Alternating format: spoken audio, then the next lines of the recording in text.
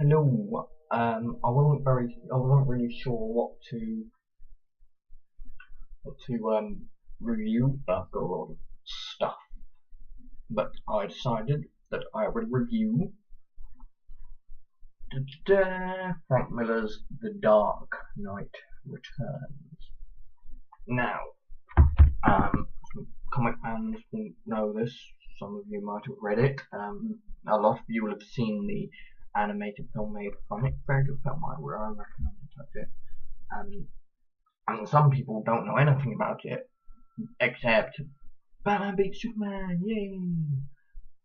I will get to that, but first, very good book, very good book. I've had it for a while now. I've read it, I think, 5 times, and I love it.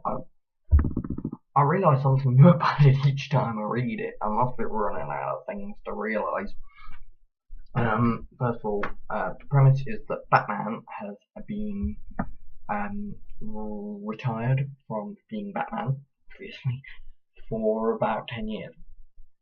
It's hinted in the book that the reason that he has retired was because of the death of Jason Todd. In this universe, it apparently wrecked him so emotionally that he had to retire being Batman because he couldn't have that on his conscience. Of course, by the start of this book, he's having very vivid dreams. He's sleepwalking. In his sleep, he shaves off his mustache, which Alfred knows. And he starts going and being Batman. Just basic stuff. There's a gang called the Mutant Gang, and he saves 2 teenage girls from being attacked by them. This Batman from this universe, he's a lot more violent than you might expect. He has no problem.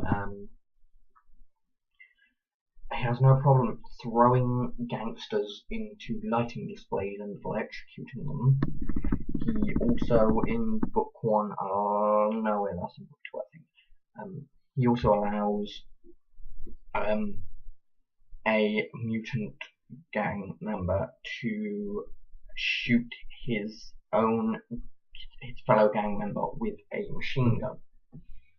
And anyway, the book's split into 4 parts. The Dark Knight Falls, Dark Knight Returns, Dark Knight Triumphant, Hunt the Dark Knight, and The Dark Knight Falls. But I'm not going to get into that. The only distinction you need to make is that it is not this book, where Batman beats Superman. That would be the next one, which is The Dark Knight Strikes Again. But don't read The Dark Knight Strikes Again. Do you know why? Because it sucks. Big time.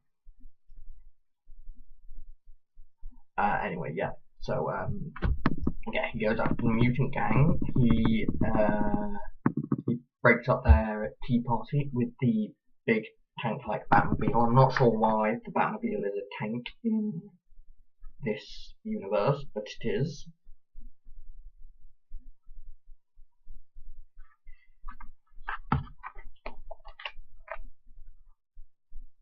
Possibly a reference to the fact that he is very violent in this universe, or at least that's how I see it. Oh, anyway, yes, in the book, not only do we have the new threat of the mutant gang and later on the sons of the Batman, we also have a reference to several of Batman's key allies and enemies. In this, we have, of course, Commissioner Gordon, but we don't see Barbara. We do not see a Batgirl or Oracle. I'm not sure which she was back then. I think she would have been Batgirl, because that was only in the 80s, I think. But I'm not sure. We do hear a reference to Dick Grayson, the first Robin. And we get a strong indication that he is still alive. That's what we get. We get an offhand reference to other superheroes, as in the Justice League, through means of a conversation between Batman and Superman. We see 3 prominent members of Batman's Rogues Gallery. We see Two-Face. We see Joker. Joker is a big part of the book. And we see Catwoman, who has retired from being Catwoman and now runs Selena Kyle's escort company, I believe it's called. But yes, I think, and we also see some white supremacists, some Nazis.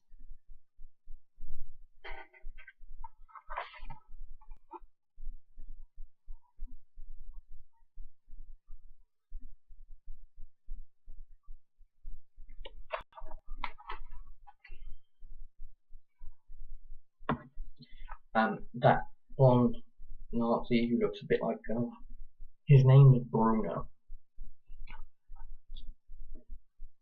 Yeah.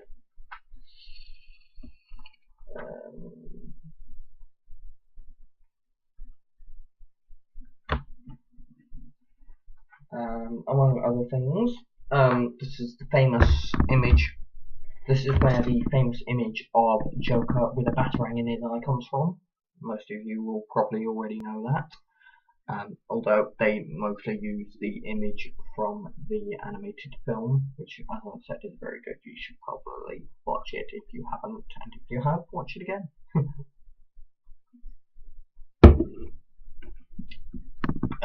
This is also where everyone who thinks Batman can beat Superman gets their information from this one book. And this or Hush, which is really weird because in neither of them does Batman actually win. Let's actually cover what happens here. First of all, some context. Superman is already weaker. He's weaker than the mainstream Superman. This one, the best we see him do is like lift some battleships, which is nowhere near his planet benching mainstream counterpart. And mainstream Superman has benched the weight of the Earth, so no bitching about that in the comment section. He also almost got killed by a nuke, and this nuke also caused complete blockout of the sun, so he's not getting any sunlight, so he can't actually maintain any like particularly high power level because he soaks up the sunlight like a battery, which means he's essentially prevented from recharging.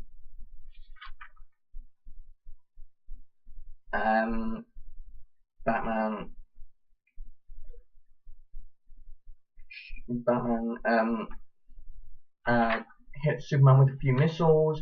He has Carrie Kelly, Robin shoot him with Batmobile. And then we get on to the actual fight.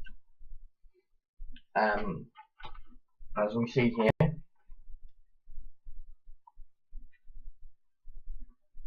it's fairly even. That panel is possibly the most famous image from the story. Either that or that kick. If you've ever seen Batman fan promote this story as the idea that Batman can beat Superman, you've seen those two, or one of those, probably both images. What they don't point out is that image of Batman taking one in the gut.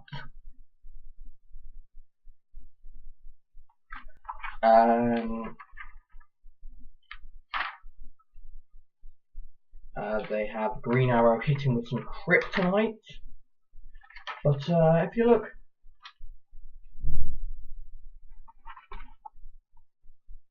Down there. You see that red line? That's Batman's heart monitor. Which Superman can hear, by the way. Superman. Oh, and look at that. Who was the one who ended up dead? Who was the one clutching the other's lifeless body? Whoa. That's funny. It sounds like it was Batman. Oh, and just people saying that he managed to trick Superman into thinking he was dead.